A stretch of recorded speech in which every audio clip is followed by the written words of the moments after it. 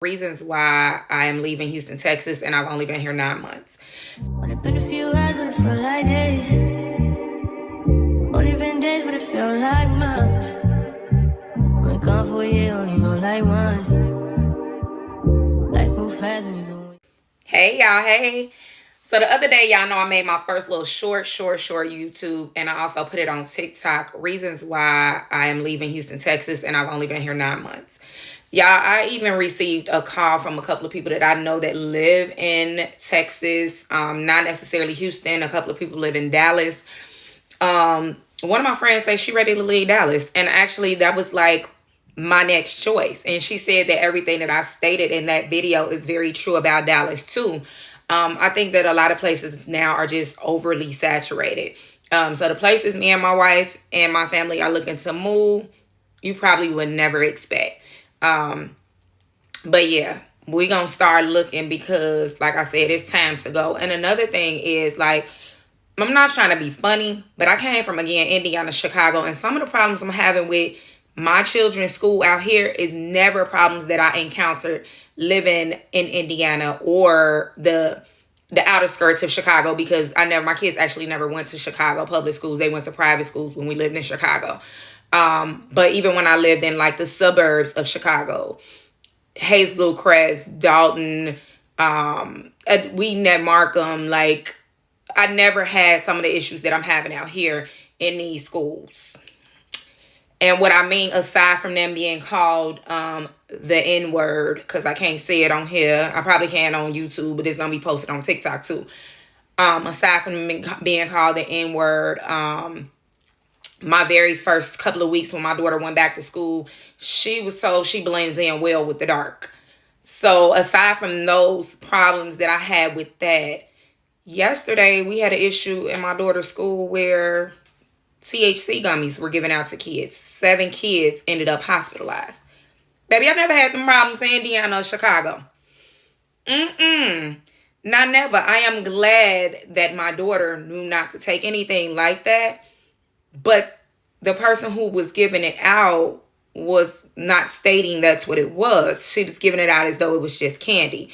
It is to my understanding that some of these kids are not doing so well. And so now my daughter is in school worried today about her classmates. Rightfully so. And what I found is, like, even on my community app, or we got like a community Facebook page, some parents are on there like justifying this. Like, they're like, oh, I'm glad it wasn't a pum or, a cut. I'm glad it wasn't that. This is not that bad. It's just a little THC. Excuse me? Come again? So just if y'all need a little bit more information as to why I can't do this. I cannot do this. This is not, again, you live, you learn, and it's all a part of growing and, trying to figure out what it is that you want to do. But yeah, this cannot be my final place to live, my final place to reside. Again, I don't want to really go back north, but if I have to, I will. I'm going to go wherever I'm thriving at. Wherever I can thrive is where I'm going. I know a lot of people be like, oh, I'm not going back here. I'm not going back there. I'm not doing this. Oh, I'm going to do whatever it is that I need to do in order to thrive. I don't care. I don't care what nobody has to say. What you eat don't make me shit. And as far as I'm concerned, nobody pays my bills other than me and my wife. So we're going to do whatever is best and more beneficial for us. Another thing, when moving to Houston, I work online as a nurse. However, my wife is a truck driver. And, babies, I'm not sure if it's because we close to the border, but what they want to pay her here for truck driving in comparison to what she's getting paid in Illinois and Indiana is absurd. What they would want to pay me as a nurse is absurd. To do the job that I currently do, what they would want to pay me to go in the office here, I would never. It's a higher cost of living here, and you want to take the pay down. That doesn't, I feel like Houston is more so, and don't get me wrong, because I have some businesses I'm setting up. I feel like Houston may be more for entrepreneurs and businesses that are thriving. But as far as like if you got the 9 to 5 life, and I can't say like I've ran several businesses, I don't think that I personally like the 9 to 5 life. I like the guaranteed coin, you know. People are iffy. So when it comes to selling something or doing something or starting a business, you have to rely on someone else to help pay your bills. And it's nothing wrong with that, but people are iffy. I'm just gonna be honest. So me personally, I'm probably gonna be a 9 to 5 girly until money really start flowing the way that I deem it necessary to flow, if that makes sense. But yeah, again, I'm not sure if because it's closer to the border and you have those that are willing to work for little to nothing.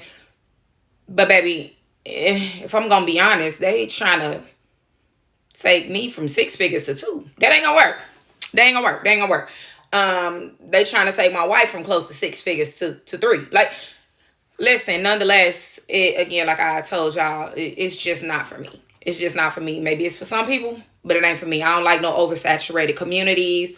I don't like how our here, yeah, this a wild town, y'all. This a wild town. And me and my wife, we really don't like the turn up like that. Like, we like going to little bars and things like that. Little bar and grills. Baby, everywhere in Houston is a turn up.